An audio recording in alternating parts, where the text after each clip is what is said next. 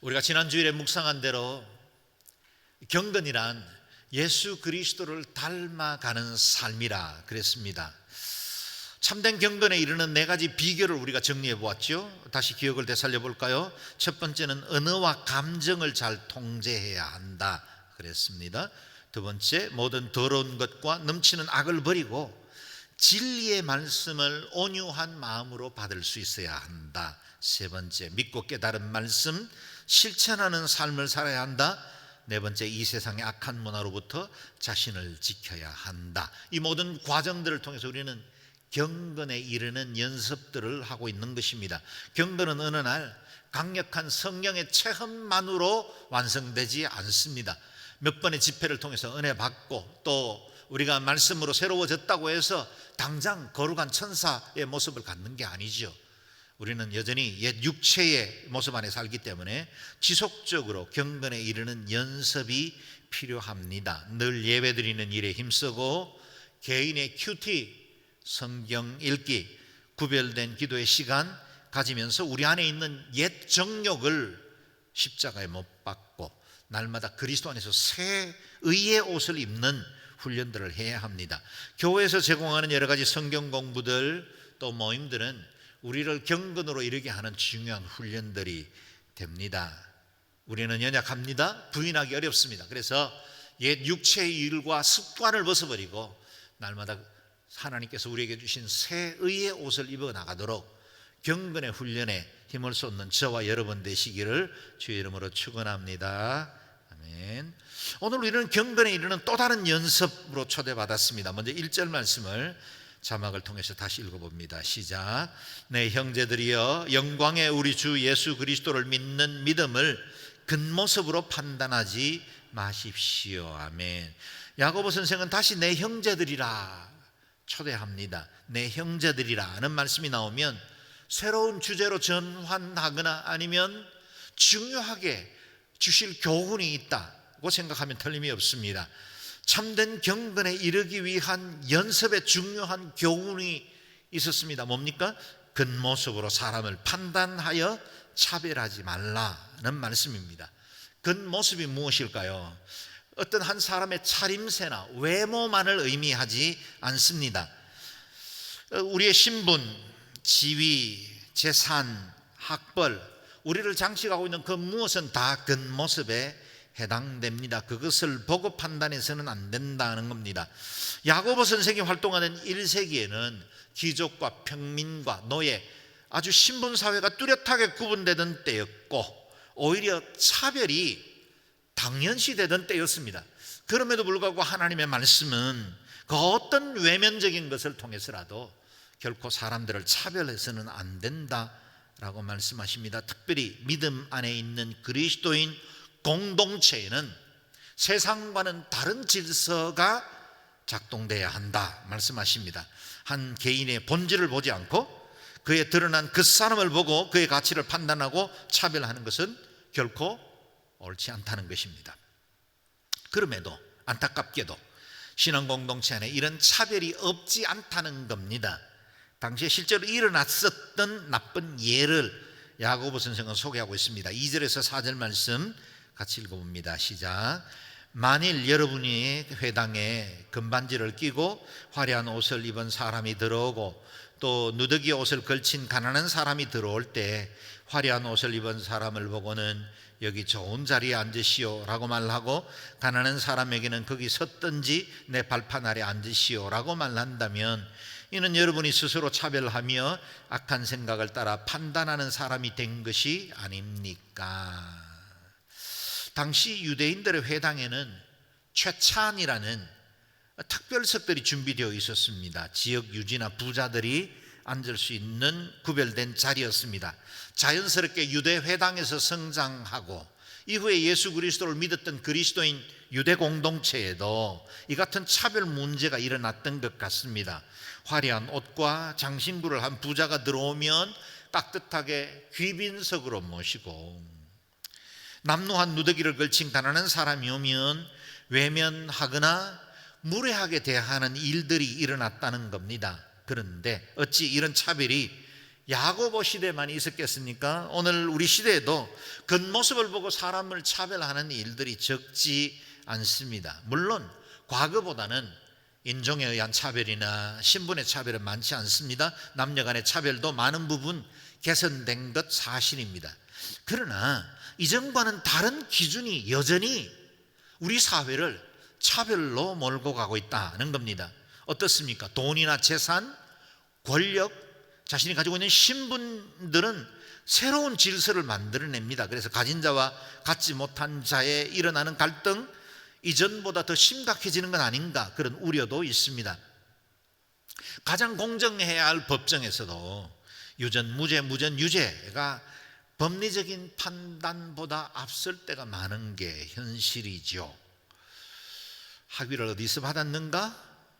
어떤 학교를 나왔는가? 어떤 인맥을 가지고 있는가는 또 다른 차별을 조장하기도 합니다. 외모는 어떻습니까? 남녀 공히 아름다움을 추구하고 자신의 개성을 표현하는 것은 너무나 당연하고 자연스러운 일이지만 오늘날의 외모 지상주의는 도를 너무 많이 넘어버렸다는 생각을 하게 됩니다. 이 현상 때문에 루키즘이라는 신조어가 탄생하기도 했습니다. 본다는 말의 룩과 또 이념이라는 뜻을 가지고 있는 이즘이 합해진 말이죠. 외모 지상주의라 그렇게 말할 수 있겠습니다.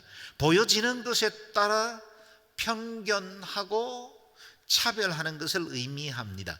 그 때문에 요즘 젊은이들은 외모도 실력 중에 하나로 판단합니다. 성형수술이 이렇게 성행하고 수입 대비 과도한 고급차를 가지려 하고 명품에 대해서 남다른 욕심들을 갖는 것도 역시 이 같은 현상 중에 하나라고 볼 수 있겠습니다.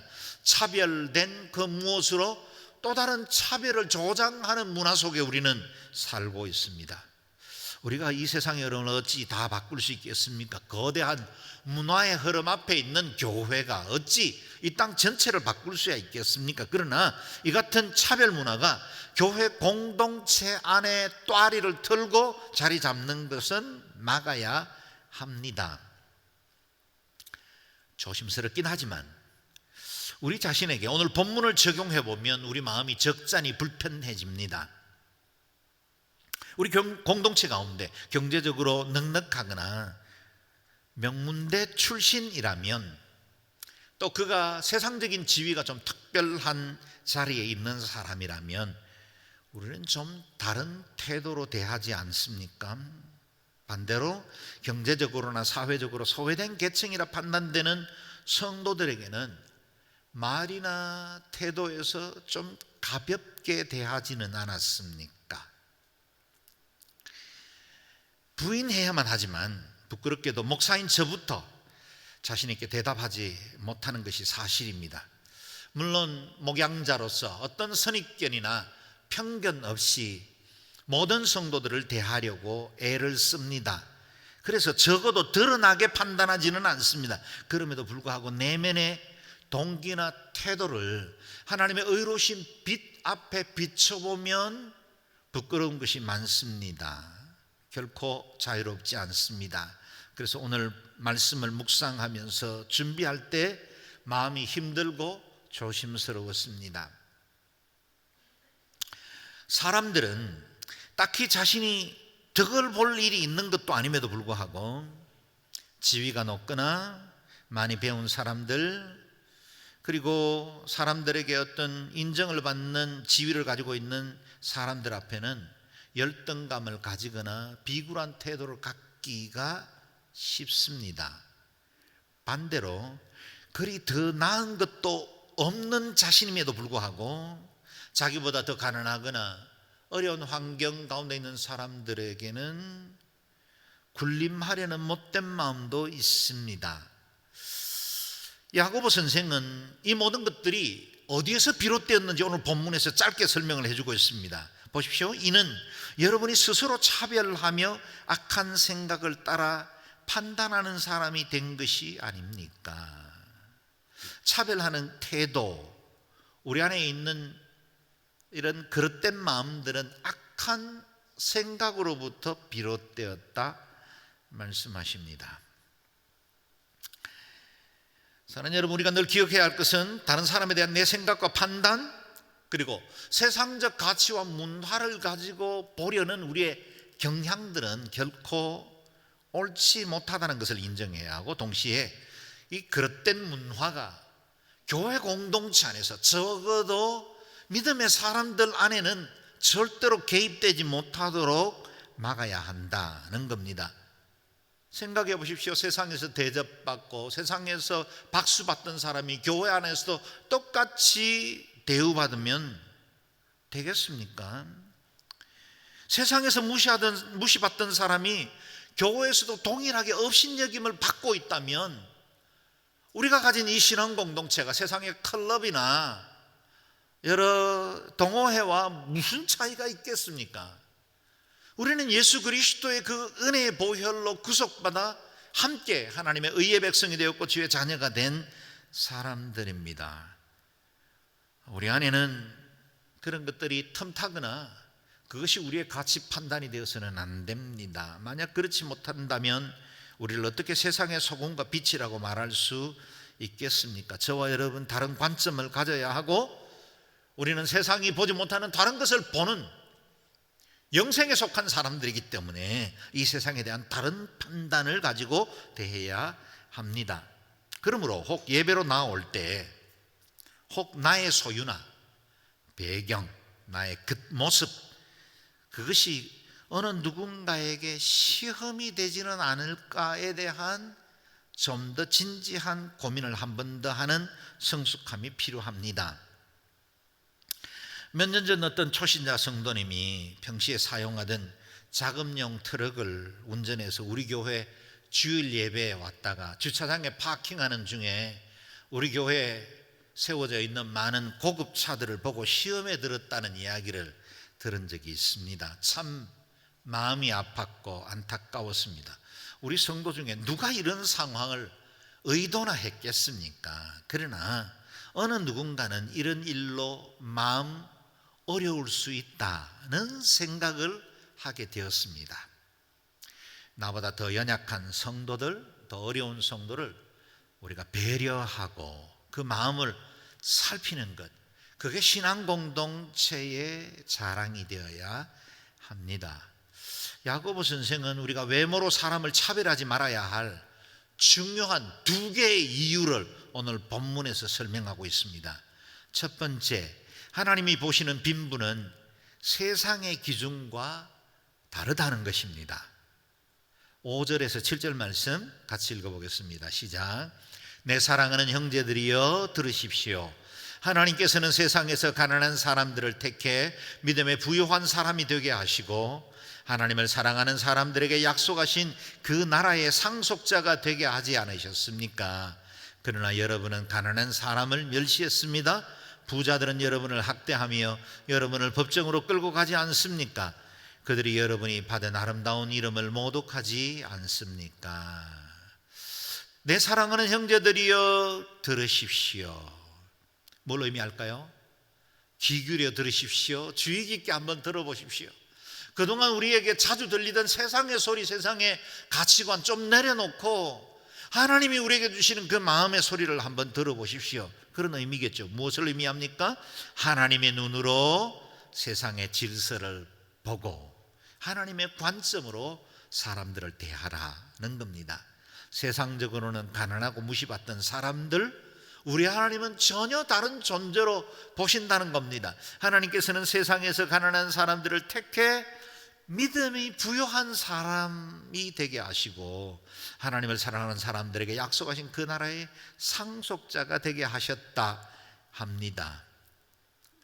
하나님이 보시는 우리 개인은 세상 사람들이 가지고 있는 기준과 전혀 다르다는 겁니다. 그렇다면 이런 오해를 갖기가 쉽습니다.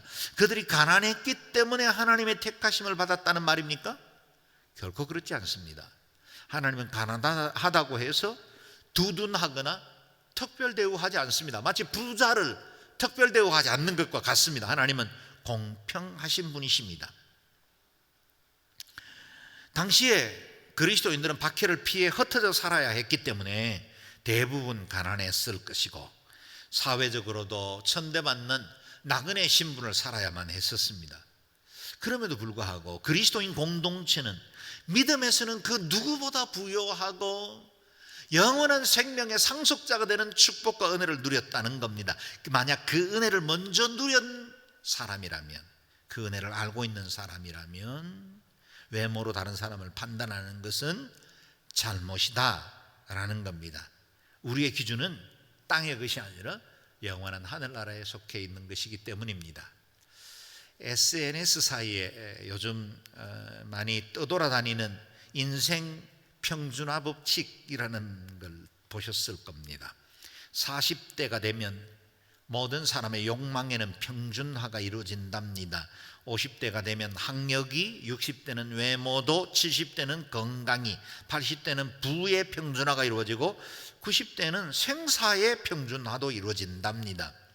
30대까지는 세상이 온통 불공평한 것 같고 가진 것과 가지지 못한 것의 격차가 너무나 커 보이는 때입니다. 그러나 시간이 지나가면서부터 모든 것들이 다 평준화되어 간다는 사실을 알게 되죠. 가졌다고 교만할 것도 없고 갖지 못했다고 비관할 것도 아닙니다. 땅에 속한 모든 것은 아침 안개와 같고 풀의 꽃과 같습니다. 성공도 실패도 잠시 있다 사라집니다. 잠깐 있다 사라질 것을 기준으로 사람을 판단하고 차별하는 것은 영원에 속해 있는 백성들에게는 합당하지 않다라는 겁니다. 우리 하나님에 속한 것은 영원합니다. 저와 여러분 영원한 생명을 얻었습니다. 땅에 살지만 하늘에 속해 있습니다. 그렇다면 우리의 기준은 땅이 가지고 있는 문화에 흔들리면 안 됩니다. 한편 다른 관점에서 보죠. 그들이 부러워하고 잘 대접해 주던 그 부자들은 정말 그들에게 진짜 도움이 되던 사람들입니까? 그렇지 못했다는 겁니다. 부자들은 여러분을 학대하며 여러분을 법정으로 끌고 가지 않았습니까? 그들은 여러분이 받은 아름다운 이름을 모독하지 않았습니까? 여기서 부자는 누구를 가리킬까요? 당시에 유대 사회에 유력한 인사들, 부자들은 대부분 사두개인들이었습니다. 그들은 로마의 정부의 힘을 입고 사회에서도 여러 가지 세력을 떨치던 사람들이죠. 그들은 유대 지역 그리스도인들을 박해했고 빚을 진 가난한 사람들을 무자비하게 법정으로 끌고 갔으며 예수 그리스도의 사람들이 가지고 있는 아름다운 이름, 그리스도인이라는 이름, 우리가 가진 예수 그리스도의 이름을 모독하는 역할을 하던 사람입니다. 또한 이 땅의 부자들은 그 가진 것들 때문에 갖지 못한 사람들을 업신여기거나 때로는 갑질하기도 했죠. 그런데 그런 부자들을 향해 굴종을 드러내는 것은 옳지 않다라고 말하는 것입니다. 그렇다면 이 야고보가 부자나 기득권을 적대시하라고 주신 말씀입니까? 절대로 그렇지 않습니다. 그들이 가진 부와 권력이 오히려 가난한 사람들의 괴로움이 될 수도 있음을 보여준 것입니다. 무엇보단 부자들의 교만과 욕심 때문에 부자 청년 관원처럼 예수 그리스도께로 나오는 영생의 길에 걸림대로 되기도 한다는 것을 늘 기억하라는 겁니다. 그러므로 내가 부자인가 가난한 자인가 그것은 별로 중요하지 않습니다. 내가 하늘나라에 속해 있고 하나님께서 우리에게 약속하신 그 영원한 생명을 소유하고 있는가 그걸 확인해야 한다는 것입니다. 외모로 사람을 판단하지 말아야 할 두 번째 중요한 이유는 겉모습으로 사람을 판단하고 차별하는 것이 하나님 앞에는 죄가 된다는 사실입니다.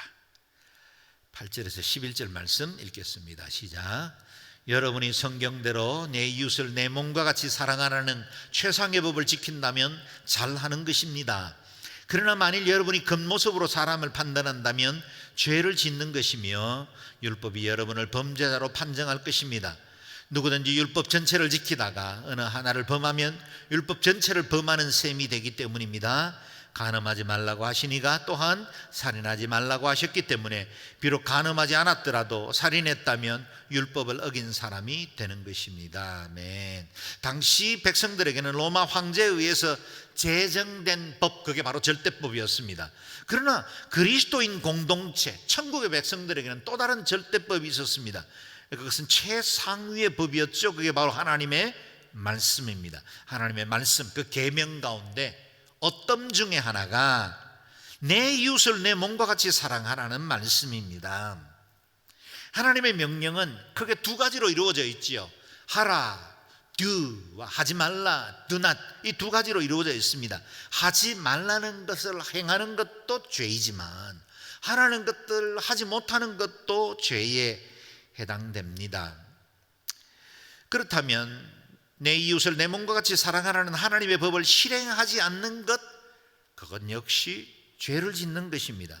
율법의 원리는 다른 모든 법을 성실하게 지켰더라도 그중 하나를 어기면 율법을 범한 자가 되는 죄인이 됩니다. 현대 법정의 판결도 다르지 않죠. 우리가 다른 사람을 살인하거나 간음하지 않았더라도 다른 사람의 재산을 노려 만약 사기를 했다면 그 사기죄 그 하나로도 감옥에 갇히는 겁니다. 내가 다른 데서는 다 의롭게 살았는데요, 나는 다른 죄는 짓지 않았습니다 라는 말이 통하지 않습니다. 참작만 할 뿐이죠. 마찬가지로 우리가 하나님의 말씀을 준행하고 말씀대로 살려고 애를 써 온다 할지라도 만약 우리가 가진 편견으로 다른 사람의 그 사람을 보고 판단하고 차별한다면 이 또한 정죄되는 죄가 된다라는 겁니다. 가볍게 여기면 안 됩니다. 살인과 간음이 죄인 것처럼 사람을 차별하고 편견을 갖거나 증오하는 것도 역시 죄입니다. 그 죄 역시 하나님의 심판을 받습니다. 그래서 12절 13절에 이것에 대해서 경고하는 말씀이 나오죠. 같이 읽겠습니다. 시작. 여러분은 자유의 율법으로 심판받을 사람인 것처럼 말하고 행동하십시오. 긍휼을 베풀지 않는 사람에게는 긍휼이 없는 심판이 있을 겁니다. 긍휼은 심판을 이깁니다. 아멘. 여러분은 자유의 율법으로 심판받을 사람인 것처럼 말하고 행동하라는 겁니다. 우리는 심판받을 것을 알고 있죠. 마지막 날에는 최후의 심판이 있고 우주적 종말이든 개인의 종말이든 우리가 어느 날 우리의 생명이 떠나는 그날에 하나님의 의로우신 심판대 앞에 서야 합니다. 늘 그것을 기억하고 말도 행동도 하라는 것입니다. 여기서 자유의 율법이 무엇일까요? 그것은 지난주 우리가 묵상한 대로 복음을 가리킵니다. 새 계명을 주신 그리스도께서 자유의 율법을 따라 우리를 하나님의 의로운 백성답게 살기를 원하고 그 모든 것들이 선악간에 다 드러난다는 사실을 늘 기억하며 살아야 한다는 것입니다. 하나님께서 우리 공동체에 요구하는 것은 서로 사랑하는 것입니다. 잘 아는 말씀이죠. 새 계명을 너희에게 주노니 서로 사랑하라. 내가 너희를 사랑한 것 같이 너희도 서로 사랑하라. 우리가 만약 가난한 자들에게 긍휼을 베풀지 않는다면 우리의 심판날에 어떻게 하나님의 긍휼을 기대할 수 있겠습니까? 그러나 이 말씀은 너희가 긍휼을 베풀지 않았기 때문에 너희 심판날에도 긍휼이 없을 것이다, 그런 말씀은 아닙니다. 오히려 우리가 장차 심판대 앞에 설 때 우리의 공로나 종교적인 수양이 아니라 예수 그리스도의 보혈로 말미암는 은혜로 우리는 죄사함을 받고 의롭다 인정받아 주의 긍휼에 의한 심판을 받는 것처럼 만약 그것이 사실이라면 우리 역시 이 땅에 사는 날 동안에 다른 사람들에게 긍휼을 베풀며 살아야 한다는 것입니다. 이 땅에 가난한 자들, 눌린 자들, 억울한 자들, 소외된 자들, 그들에게 우리의 긍휼을 베풀어야 합니다. 겉모습으로 사람을 차별하지 않는 것, 그게 곧 이웃사랑의 실천입니다. 심판이 두려워서 차별하지 않아야 된다는 뜻 아닙니다. 우리에게 더 큰 이유가 있습니다. 우리 하나님이 외모로 사람을 취하시지 않기 때문입니다. 사람들 눈에는 멋져 보이고 넉넉해 보이고 힘있어 보인다고 해서 하나님도 그 사람을 그렇게 여길 것이라고 오해하지 마십시오. 하나님이 사무엘 선지자를 보내서 사울을 대신할 이스라엘의 새 왕을 세울 때 이새의 집에 갔을 때를 기억해 보십시오. 장남 엘리압으로부터 7 아들이 그 앞에 줄지어 서 있는데 보아하니 다 준수하고 멋진 청년들이었습니다. 하나님께서 과연 기름 부어 세우실 만한 자들이 여기 있구나. 사무엘은 그렇게 생각했습니다. 그런데 하나님의 뜻은 달랐습니다. 내가 보는 것은 사람이 보는 것과 다르다. 사람은 겉모습을 보지만 여호와는 마음의 중심을 보신다. 아멘. 사랑하는 여러분, 교회 공동체 안에도 사람들에게 인정받고 대접받는 사람과 하나님께서 인정하시고 칭찬하는 사람 다를 수 있습니다. 대체로 우리에게 주신 그 이성과 자유 판단의 의지가 하나님께로부터 비롯되었기 때문에 크게 차이가 나지 않을 때가 많지만, 그러나 내면을 보시는 하나님께서는 전혀 다른 판단을 하실 수 있다는 사실을 늘 기억해야 합니다. 나의 판단을 내려놓아야 합니다.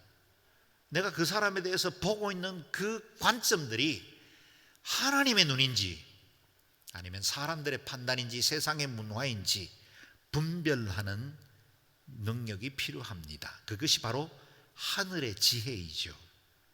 사도 베드로는 이방인 백부장 고넬료의 가정에 성령이 임하는 것을 보고 고백합니다. 이제야 내가 깨달았습니다.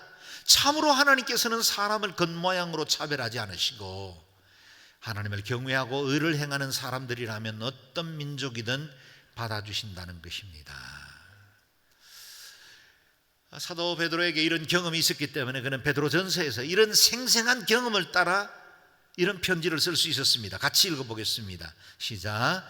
또한 여러분이 사람을 외모로 취하지 않고 각자의 행위대로 판단하시는 분을 아버지라고 부르고 있으니 나그네로 사는 때를 두려움으로 지내십시오. 아멘. 사람의 외모로 하지 않으시는 그분을 저와 여러분의 아버지로 부르고 있으니 나그네로 살아가는 날 동안에는 늘 경성해야 합니다. 깨어 있어야 합니다. 두려움으로 살아야 하고 나의 판단, 나의 생각에 대해서 언제나 하나님의 관점으로 다시 돌아보는 시간들이 필요합니다. 우리 하나님은 사람의 외모로 판단하시고 차별하시는 분이 아니십니다.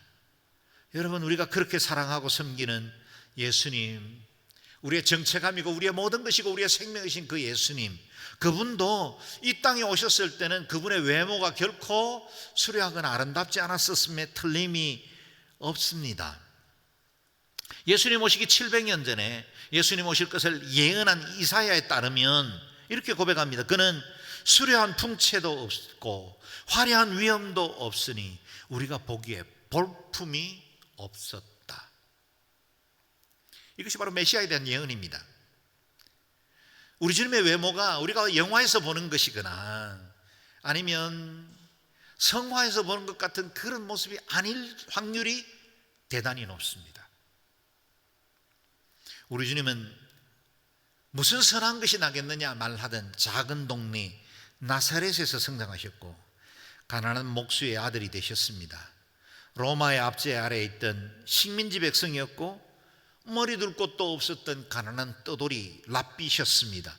눈에 보이는 주님의 모습은 그랬습니다. 그러나 아시잖아요, 그분이 모든 무릎이 그 앞에 무릎을 꿇고 모든 입으로 예수 그리스도를 주라 시인할 만왕의 왕이 되셨고 우리의 영광의 주가 되셨고 다시 오셔서 세상을 심판하실 유일하신 심판주가 되신 것입니다.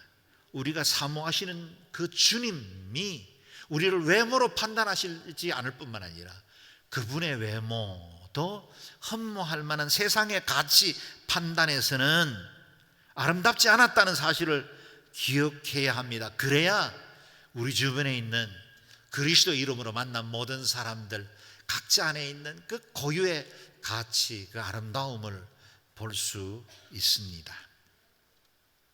말씀 묵상을 마치기 전에 다시 1절로 돌아가되 우리말 성경이 아니라 개역 개정 번역으로 한 번 더 읽어보겠습니다. 시작. 내 형제들아, 영광의 주 곧 우리 주 예수 그리스도에 대한 믿음을 너희가 가졌으니 사람을 차별하여 대하지 말라. 좀 더 분명하게 드러나죠. 외모로 우리가 사람을 판단하고 차별해서 안 되는 이유가 명백합니다. 왜요? 우리는 우리 주 예수 그리스도에 대한 믿음을 가졌기 때문입니다.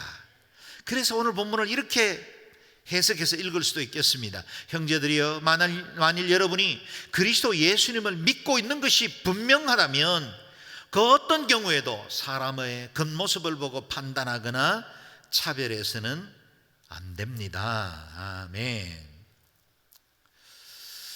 저와 여러분이 믿는 예수 그리스도, 그분은 하늘 영광을 버리시고 자신을 비우시고 낮추시되 죽기까지 복종하셨고 흠모할 것이 없을 만한 모습으로 이 땅을 33년을 사셨습니다. 공생애를 사는 동안 세리와 죄인들의 친구가 되셨습니다. 이방 백부장도 수로보니게 이방 여인도 차별하지 않으셨습니다. 이 세상의 어떤 권력자들도 부자들 앞에서도 주님은 결코 세상적인 판단을 가지고 보지 않으셨습니다. 소외되고 외롭고 두려운 사람들 언제나 친구로 받아들이셨고 그들과 늘 함께 하셨습니다. 또한 그분이 가르치시기를 세상에서 얻은 부귀와 영화 다 헛될 것이라 말씀하십니다. 너희는 먼저 그의 나라와 그의 의를 구해야 한다고 하십니다. 내 나라는 땅에 속한 것이 아니라고 하십니다. 사는 여러분, 우리가 이와 같은 분을 나의 주로 섬기고 있다면 땅에 잠시 있다가 사라질 것들을 기준으로 다른 사람을 판단하는 것은 우리에게 합당치 않습니다. 가지고 있고 배우셨습니까? 그래서 다른 사람들보다 더 여유 있는 삶을 사십니까? 늘 경계하고 교만하지 않아야 합니다. 혹 다른 사람들보다 갖지 못했습니까? 배운 게 많지 않습니까? 사회적으로도 좀 어려운 시간들을 보내고 있습니까?